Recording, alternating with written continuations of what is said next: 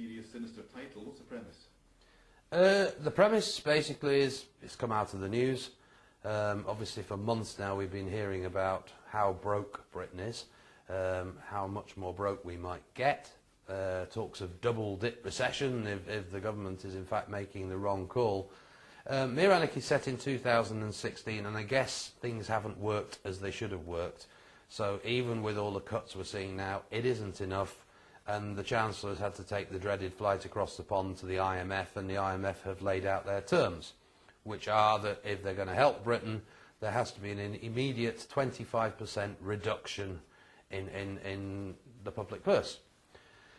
Big business have got wind of this, and if you like, the captains of industry have summoned the Prime Minister to a secret meeting where they've given him a message that if he, for a minute, thinks he's going to bridge this gap by taxing them, then they're going to just pack up their tents and leave.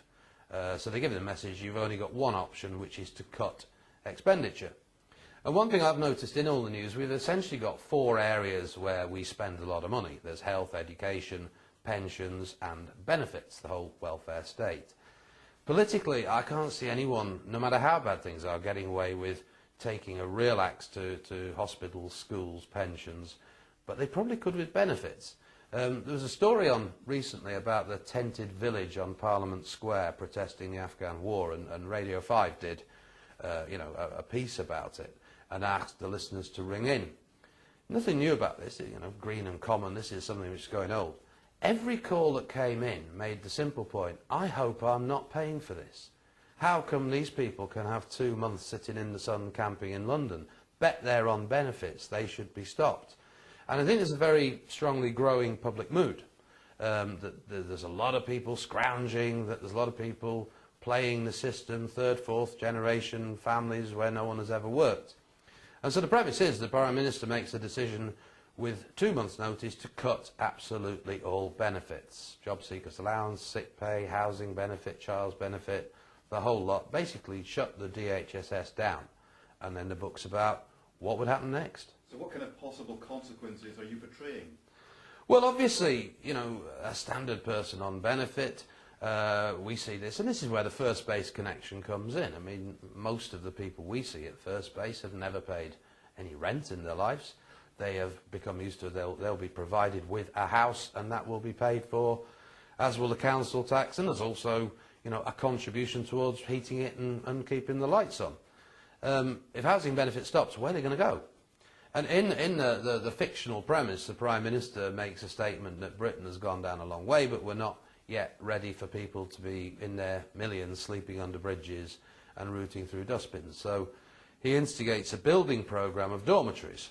In the town centres, everybody is eligible for a bed in a place where there are washing facilities, it's heated, and there will be feeding stations where 3 meals a day are provided. It's a big fall for an awful lot of people, but that's the welfare, the safety net, if you like, is dropped down a long way, but it's still just about there. The book title is Mere Anarchy. Do we reach the point of complete anarchy? In the book, yeah, we do. And I think we possibly would. A term we hear a lot at first base when there's a problem with benefits is people come storming in, usually with a compliment slip which entitles them to a food parcel, saying is, they're not giving me my money. My money is an interesting one, and sometimes you'll say, where do you get the my from? And I said, you obviously are being granted some cash by the rest of the taxpayers in the country to keep you going through a hard time. No, a lot of people don't see it that way. They see that they, part of the birthright is that every fortnight you stick a card in a machine and 150 quid or so will come out.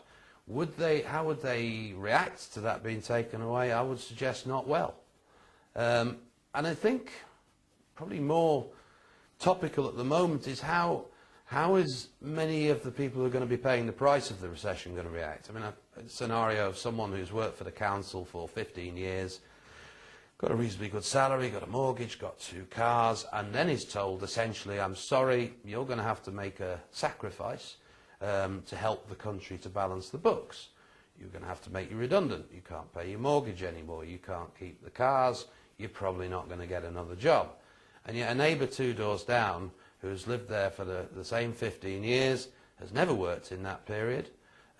Let's say they're a single mum, I did some research of one of my fictional characters is based entirely on fact. She's a single mum, 30 years old, signed off sick with depression with 4 kids.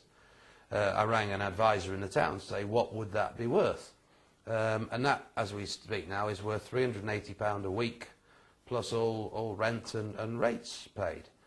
And when I sort of worked that through, she would have to take a job paying at least £60,000 a year to stand still. And you know, we get that. We meet people who live next door to someone like that, who are working all hours God sends, just to somehow pay the mortgage, never even think of going on holiday, and yet the neighbour's off on holiday, they're running a car. Not surprising. £380 a week after tax is heckish good money, especially if you don't have to pay a mortgage. And I think we can already see the resentment growing. So I think whichever way it falls, there is grave danger of social unrest.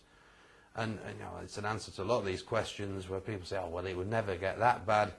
I would refer anyone to the history of Germany in around 1929 to 31, and if we don't play our cards carefully, then bad things can start happening. You mentioned the B word, the benefit word, quite a lot there, and in many ways this is a benefit project for the First Space Agency. It is. I think every charity in probably the world, to be honest, but certainly in Britain at the moment, when we're planning ahead, realistically we've got to think we're going to get very, very little from either the council or the government. It's not that they don't rate what we do, it's not that they wouldn't quite like to, it's just they're not going to have the money to do it. Which means you've got to look to any possible sources you can, and I think a sort of prime need for the First Space Agency is we've got to find ways of generating more of the cash we need from the general public. And therefore the decision with this, the Mere Anarchy, my new book, is we're using it entirely as a fundraising exercise for First Base. Hopefully as much as possible through our Just Giving site, which of course means that whatever somebody donates to get a copy of the book, that sort of factors the government into adding 30% to that figure in the form of gift aid, but in many other ways. So, you know, hopefully this can be the first of many. If it's successful, then all future books will follow this particular model, and hopefully it can be a way of generating a good percentage of what we need to keep the doors open and the lights switched on and the phone line open.